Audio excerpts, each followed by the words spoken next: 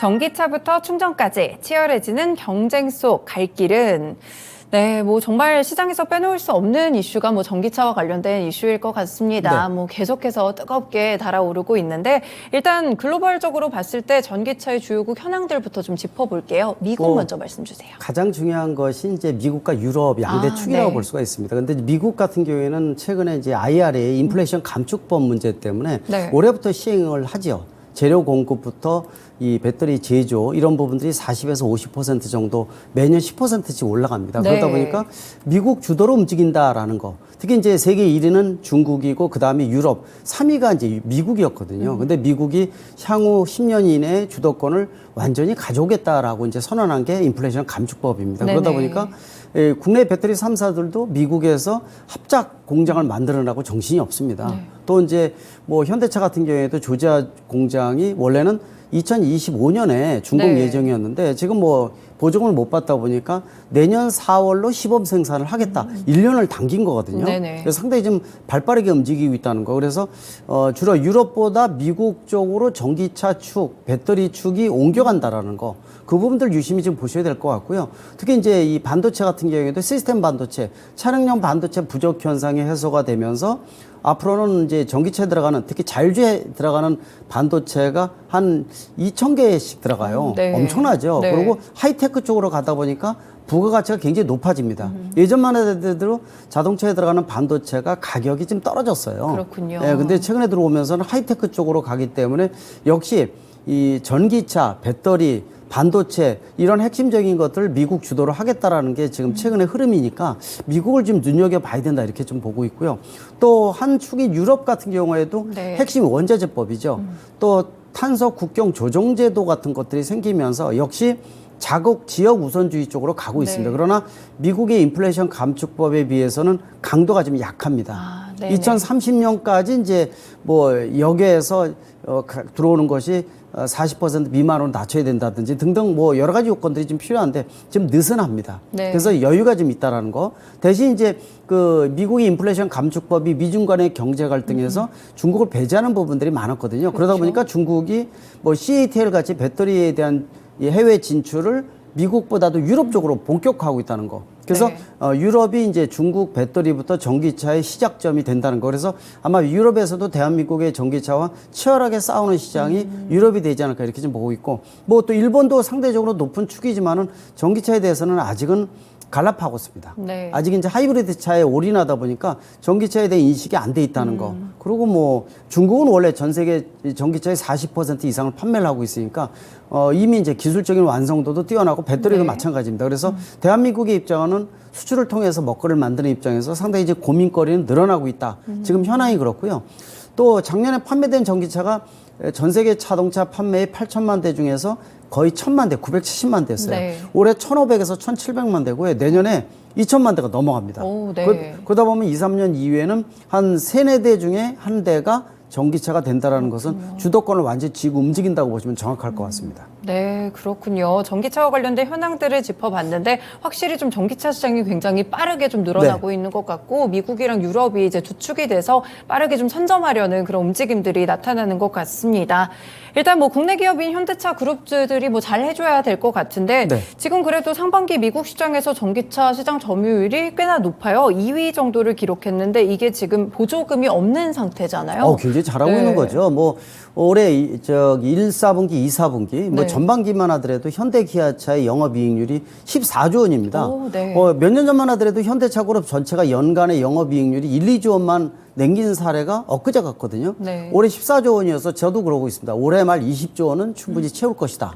엄청납니다. 그래서 국가 경제를 이끄는 기틀이다 이렇게 얘기를 하고 있는데 이렇게 잘 나오는 이유 중에 한 가지가 특히 미국 시장이 선전을 해서 그렇습니다. 지금 말씀하신 대로 전기차 판매가 테슬라 이 다음으로 판매율이 많이 증가하고 있다는 거, 또 대형 SUV, 또 제네시스 같이 고부가 같이 영업이익률이 굉장히 큰 모델들이 최고의 인기를 끌고 있다는 거. 특히 전기차 같은 경우에는 선전에 대한 부분들이 상당히 좀 이례적인 것이 IRA 인플레이션 감축법에서 현대 기아차가 보조금을 받는 모델이 하나도 없습니다. G60도 미국에서 만들어지고는 있지만 배터리가 중국산이기 때문에 보조금을 못 받고 있어요. 근데도 불구하고 이렇게 올라가는 이유는 역시 이제 상용 리스나 렌트 차량이 지금까지는 현대기아차가 작년까지 일반 차 대비해서 5%뿐이 안 됐어요. 네. 근데 이 보조금을 받을 수 있는 것이 상업용 리스나 렌트 차량이기 때문에 네. 이 5%를 끌어올리겠다고 작년에 선언을 했는데요. 올 전반기에 35%까지 올라갔어요. 네, 그러다 보니까 보조금을 받는 전기차가 기하급수로 증가를 했다라는 게 하나의 그 의미가 있는 부분이고 네. 후반기 열심히 노력한다면은 아까 말씀드린 대로 조지아주 공장이 내년 상반기에 시범 생산을 하기 시작을 하니까 네. 이런 모델들은 일반 모델임에도 불구하고 보조금을 받기 때문에 앞으로는 싸울 수 있는 무기가 많아진다는 것도 상당히 기대감이 높고요. 또 현대기아차에서 나오는 전기차 수준이 퍼스트 무버입니다. 뭐 기아 EV9 같은 경우도 폭발적인 인기를 끌고 네네. 있기 때문에 아마 이런 것들이 미국 시장에서 내세운다면 상당히 중요한 의미를 갖지 않을까 하는 측면에서 앞으로 기대감이 더 커진다고 볼 수가 있습니다. 네, 현대차 그룹이 뭐 전략도 잘 짜서 지금 계속 점유율을 늘려가는 상태인 것 같은데 네. 사실 뭐 중국에서도 또 저가 전기차들도 많은 상황이고요. 네. 또 일본에서도 지금 계속해서 이제 완성차 업체들이 전기차 만들겠다 뭐 이렇게 잘 선언을 한 상태인데 그럼 이제 국내 기업들이 좀 선점을 잘 유지를 하려면 어떤 전략들을 좀 취하고 어떤 그런 기술이나 그런 것들을 취해야 될까요? 역시 이제 고민되는 게 전기차의 40% 가격에 해당되는 배터리에 대한 선점이 상당히 중요합니다. 네. 지금 뭐 아시겠지만 한중일 싸움인데 이 일본 같은 데는 파나소닉 하나뿐이었고요.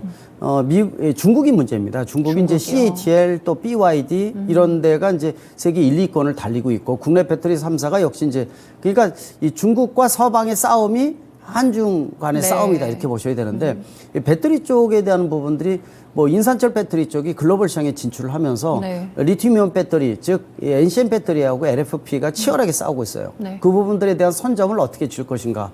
또 차세대 배터리, 전고체 배터리가 이제 상용화에 대해서 대량으로 나오기에는 2030년, 35년대이 돼요. 그래서 지금 2027년 나온다고 얘기하지만은 가격도 높고 시범이기 때문에 의미가 희석이 되고요. 결국은 지금의 현재 배터리를 좀 더 업그레이드 시키는 네. 차세대 배터리를 어떻게 만들어내느냐가 중요합니다. 중국 같은 경우에는 NCM 배터리, LFP 배터리를 기반으로 해서 나트륨 배터리라든지 뭐 등등 새로운 개발 모델들이 많이 있거든요. 네. 역시 국내에서도 NCM 배터리를 기반으로 해서 뭐 하이니켈 배터리라든지 또 망간 프리 배터리라든지 네. 또 알루미늄을 섞어서 NCA나 NCMA를 만들고 있거든요. 이런 것들도 상당히 중요한 의미를 갖고 있고요. 또 전기차 자체가 완성도가 뛰어나야 되는데 네. 현대기아차가 굉장히 잘하고 있습니다. 그렇죠. 네. 이 GMP라는 전용 플랫폼을 통해서 앞으로 후속 모델, EM 모델도 그렇고 차세대 전용 모델에 대한 것들이 치고 나가고 있다는 거. 그래서 테슬라도 상당히 꺼려하는 기업이 현대차 그룹이라는 거. 그게 상당히 의미를 갖고 있습니다. 완성도 자체는 사실은 테슬라보다 전문가들의 평가 훨씬 더 높습니다. 그래서 보조금을 받으면서 제대로만 싸운다면 충분히 싸울 수 있는 무기라는 측면에서 전략적인 차종이 좀 생산돼야 되고요. 네. 중국도 1%대로 현대 기아차가 떨어졌지만은 여기도 지금 최근에 들어와서 전기차를 기반으로 해서 집중적인 공략을 하고 있고 또 제네시스 모델이 미국에서 또 대한민국에 성공을 했지만은 유럽과 중국을 본격 공략을 합니다. 네. 최근에 들어온 뉴스 중에서 상당히 긍정적인 게 유럽 같은 경우에 충성 고객이 강해요. 그러니까 네. 집안에서 BMW 끌면은요 4천, 8천까지 BMW를 올 겁니다. 오, 네. 안 옮긴다는 거예요. 근데 최근에 들어와서 이 독일에서 제네시스가 판매가 의미가 있어요. 굉장히 잘 판매되고 있어요. 폭발적입니다. 네. 그래서 아마 1억을 기반으로 해서 유럽에서도 제네시스가 안착된다면은 더더욱 의미 있는 시장.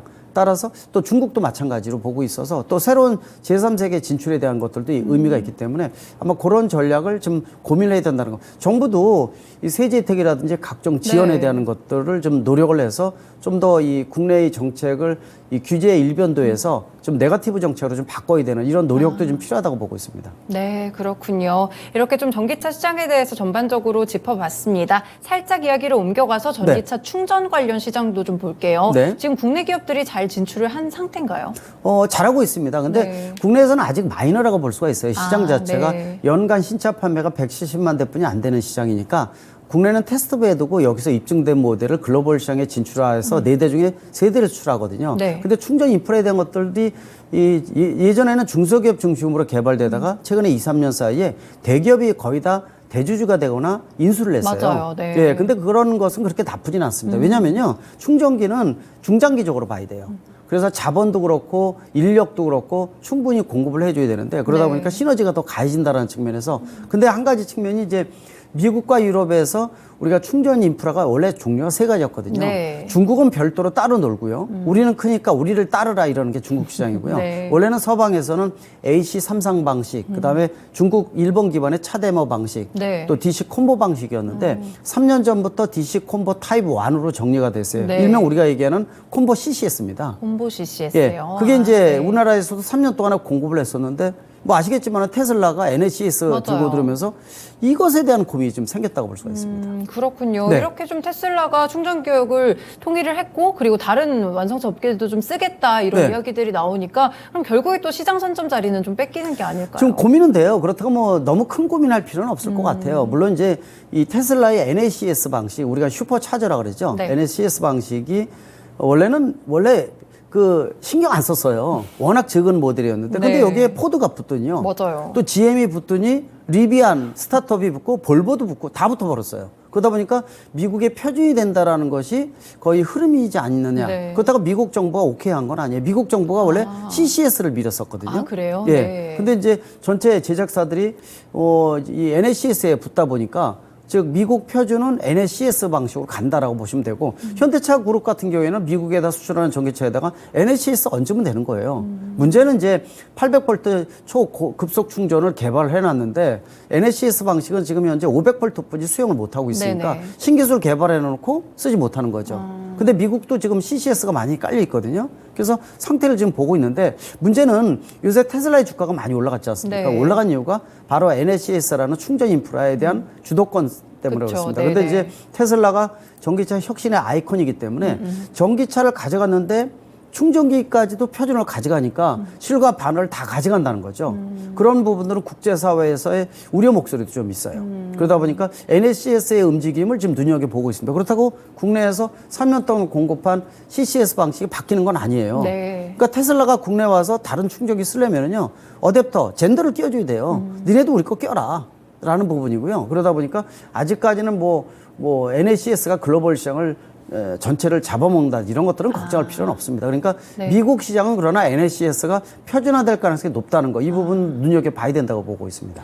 네, 이렇게 또 충전 관련 종목들의 또 흐름까지 함께 짚어봤습니다. 그리고 이제 마지막으로 또 수소차와 관련된 네. 이야기를 좀 해보려고 하는데요. 사실 말씀 주신 대로 전기차는 정말 최근에 도로에서도 좀 간간히 보이는 것 같고요. 네. 많이 늘어나는데 수소차는 약간 존재감이 좀 없는 것 같아요. 수차는 방향을 잘 보셔야 될 것 같아요. 네. 지난 이제 문재인 정부에서 윤석열 정부로 넘어오면서 문재인 정부 때는 승용차, 네. 승용 수소차를 많이 보급을 했지 않습니까? 근데 이제 중요한 것은 저도 이제 정부 자문을 해주면서 정책이나 이런 걸 기반을 많이 만들어주는데 네. 수소차에 대한 방향은 상용으로 바꿨다 이렇게 보셔야 돼요. 아, 그러니까 상용으로요? 승용에서 네. 상용하게 되면은 최소 수소 버스부터 수소 트럭, 수소 트레일러 또 중장비, 선박 이런 대용량을 얘기를 하거든요.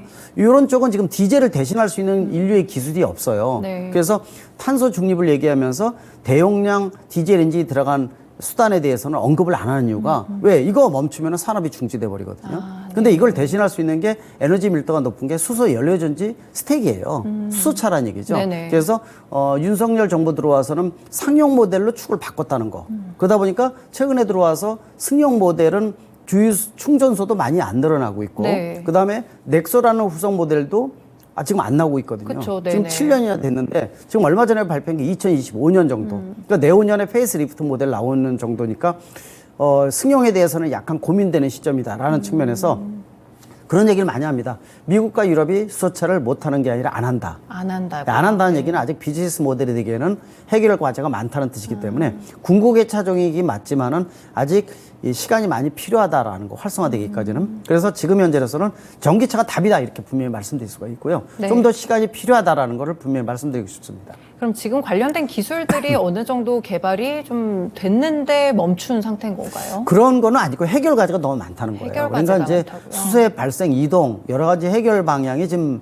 고민이 좀 되고요. 특히 수소의 발생이 문제입니다. 네. 지금 쓰고 있는 거는 석유자원에서 나오는 부생수소를 쓰고 있는데 부생수소라는 것은 낚아지러운 거예요. 네. 그러다 보니까 그린 수소, 물을 전기 분해하는 수전의 방식에서 친환경 네. 에너지가 들어가고 수소를 뽑아내는 게 그린 수소 마지막 단계인데 그린 수소는 수소 7단계 중에서 마지막 네. 최후의 단계인데 그린 수소가 대량으로 경제적으로 생산하려면은 아마 기술적인 개발이 20년 걸릴 거예요. 아, 오래 걸리는군요. 예, 그러다 보니까 아까 네. 미국과 유럽이 못하는 게 아니라 안 한다라는 얘기가 아직은 시장이 활성화되기는 시간이 걸린다. 그리고 전 세계 판매되는 수소차가 2만 한 4, 5천 대뿐이 안 돼요. 네. 그중에 만 대가 대한민국이에요. 그러면 대한민국 4대 중에 3대를 수출해서 먹거리를 만드는 국가인데 국내에서 만 대 팔아봤자 돈이 되느냐? 돈이 안 되거든요. 안 되죠. 근데 수출을 해야 되는데 해외에서 수소 충전소가 어디 있습니까? 없죠. 없다는 네. 거예요. 국내에서 30억 들어가고요. 또 그 계질화 장치라든지 또 압력이 높기 위해서는 70억 원이 들어가거든요. 쉽지 않다는 거죠. 그러니까 사실 충전소하고 전기차 같은 경우도 이 닭이 먼저냐 달걀이 먼저냐 이런 네네. 얘기 있잖아요. 근데 수소차는 그래서 아직 해결 과제가 많다는 측면에서 좀 더 시간이 필요하다 이렇게 말씀드릴 수가 있습니다. 네, 아직 좀 해결해야 될 만한 그런 숙제들이 좀 많은 것 같고, 그리고 이제 비용적인 모델들도 아직 비즈니스 모델이 구축되기에는 시간이 좀 많이 필요한 것 같습니다. 일단 일부 저희 쉬운 산업 읽어주기 시간에서는 친환경차와 관련된 내용들 함께 짚어봤습니다.